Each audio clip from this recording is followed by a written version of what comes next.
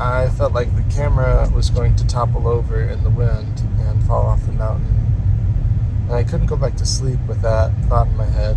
Today I'll be talking about mainly composition and how I go about deciding what to take pictures of. And this is in response to Logan Nicholas's question from last week, where he asked how I decide what I want to take pictures of. So today's video is about another photograph I've taken. It happens to be another star trail image. No, is not the only thing that I do with my camera. The three topics in composition that I want to cover today are symmetry, rule of thirds, and directional line. So these are just three rules of composition. Rules exist to be broken in some circumstances. So I'll go through each of these rules and how they can best be used or not used to enhance your photographs. So I got back to campus January 7th at 10 p.m.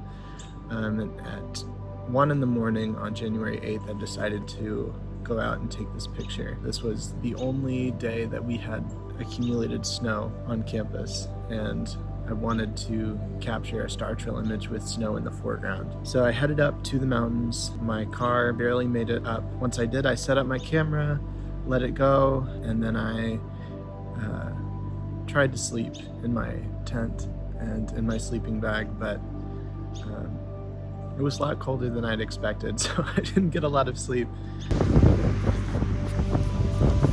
Alright, so I'm on top of North Mountain right now. It is 30 degrees outside. The moon is out. It is very, very windy, as I'm sure you can tell. We're about to go take some star pictures. Alright, I'm on top of North Mountain. Got my car headlights lighting everything up. The Sony a7R III with the 24mm G Master lens. We're gonna shoot probably 5 hours of 30-second exposures of the stars, and then stack them all tomorrow into some star trails. Let's see how it goes. Alright, I just set up the camera. We are shooting 1,000 images. Each image is a 15-second exposure shot at a 16-second interval, f2.8. The shutter speed is 15 seconds, and the ISO is 320. So I'll show you the camera real quick. The camera, I brought a heavyweight tripod to try and keep things stable. Got the legs spread out so the camera itself is level.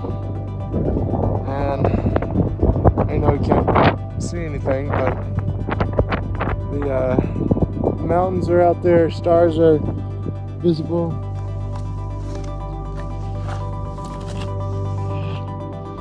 And there's the moon in the sky, which is lighting the foreground really nicely for us.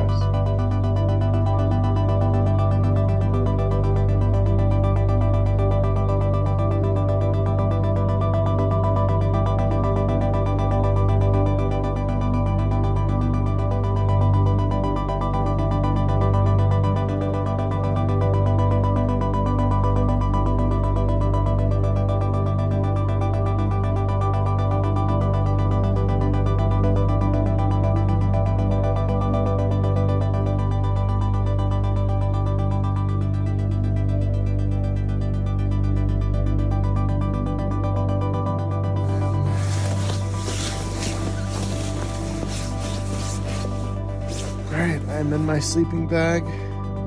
The camera is set up and is going. Should be taking 1,000 images. We'll see how it looks in the morning. I woke up this morning at 5 a.m. The wind was howling, and I felt like the camera was going to topple over in the wind and fall off the mountain. And I couldn't go back to sleep with that thought in my head, so I got up and took down the camera. It was fine. It was sitting there, still taking pictures. Battery's at 26%. So I cut it off in about 3 hours, probably 750 images. It was very icy and snowy. So the photo is titled Back of House, and it is a photo from, oddly enough, the back of House Mountain. I'm standing on North Ridge Mountain. I'll go ahead and show you back of house. Here it is.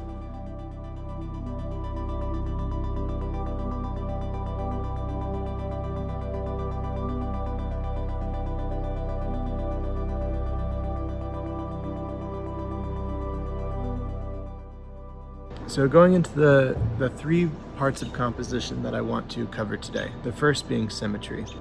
So symmetry is the even distribution of elements within a photograph. So in this photograph, you'll see that it's very symmetrical, left and right in the foreground, but not so much in the background with the star trails themselves. In the foreground, you have house mountain, big house, and little house centered in the frame, and the peaks on the left-hand side of the image are balanced with the ridge in the background of the foreground on the horizon line on the right-hand side. So the image is overall balanced. It has a relatively equal number of elements or objects in the image on both sides. Here's another image that I took back in September titled Suburbia. This photo is asymmetrical. It does not follow any laws or rules of symmetry. I posted Suburbia just this week. It's a very, very harsh, very high contrast light source with a dark image that I took on campus. That being said, the rule of symmetry, the law of symmetry, can be broken if it adds to your image. I wanted the Suburbia image to be very stark and odd, and I think I achieved just that with the odd lighting source coming from kind of where the sun would be in the sky, but it being a much different color temperature than the sun would be, as well as the asymmetrical placement of objects in the image. Had it been daylight out, you would have seen the background a lot better. The back of house image has a vertical line of symmetry, which means it's horizontally symmetrical. The Suburbia image is not symmetrical, it is asymmetrical. The other type of symmetry is radial symmetry, which used radial symmetry to my advantage in the photo Washington's Halo, which I'll bring up later on when I talk about directional line. So the second rule of composition that I want to talk about today is the rule of thirds. So the rule of thirds is a guiding principle. It's a rule that is meant to be broken.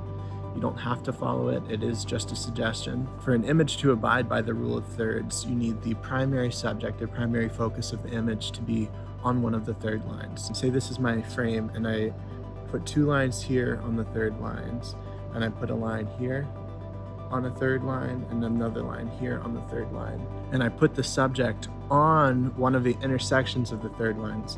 If I move over here onto the intersection of the third lines, it's a very interesting image, just by the nature of me being off to the side, but still in the frame. In the back of house image, I used the rule of thirds to my advantage. I put the horizon line on the lower third line, which leaves the majority of the frame for the background, for the stars. I wanted there to be a relationship between the majority of the frame being the stars, but also, in a way, the subject being House Mountain at the bottom center of the frame on the third line, which I think the rule of thirds really helped me achieve. An example of an image where I did not use the rule of third line would be What Makes a House a Home, which is an image I took in late August, early September from a landfill in Lexington. And I intentionally wanted the sky to take up the vast majority of this image. It is a landscape image, but I took it in the portrait orientation. So I lowered the horizon line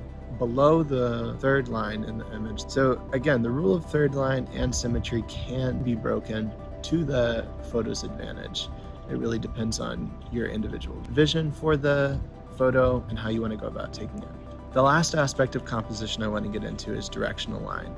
So in Washington's Halo, I used directional line to draw the viewer into the center, to Washington's statue in the center of the photo. This is achieved by the circular star trail images going around George Washington's statue. In the back of house, I wanted the lines in the photo, meaning the star trails, to give attention to House Mountain in the foreground, as well as House Mountain to give attention to the directional line of the stars. Directional line describes how lines present in your image contribute to where the viewer looks in the image and how they feel about the photo as a result.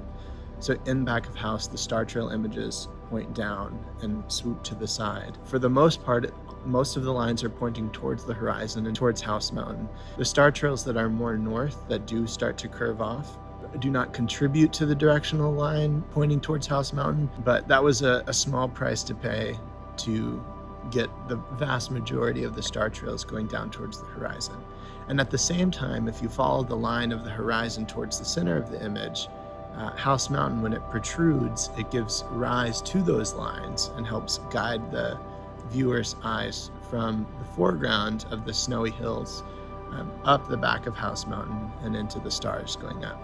And frankly, either direction, whether the viewer first looks at the foreground and then moves their way up to House Mountain and then into the star trails, or from the star trails down, either created desired effect for me as the photographer.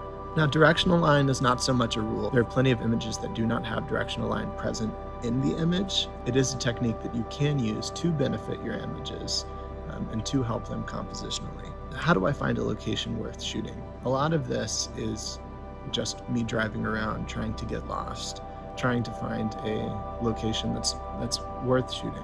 I'd been to Northridge before in November to take a sunrise image, not of House Mountain, but from Northridge, which is where I was when I took this image, looking out towards House Mountain east. And while I was out shooting, I wondered to myself, what would it be like if I captured a star trail image from up here? The best images that I've ever taken, I've been to that location more than one time. So in this example, I'd been here 3 times, once to take the image of God Dropped a Bucket of Gold Paint, which is the sunrise image I had taken in November. Once to take this image, and one other time in between where I didn't take any pictures. I just went to kind of location scout again. I hope you guys enjoyed today's video. If there are any other topics or things you want me to go into more detail on, please feel free to let me know in the comment section below. I will reply to all comments, and I will try my best to make videos about any topics that you guys want. Don't forget to like this video, subscribe to my channel if you haven't already, and I'll see you next time. Bye.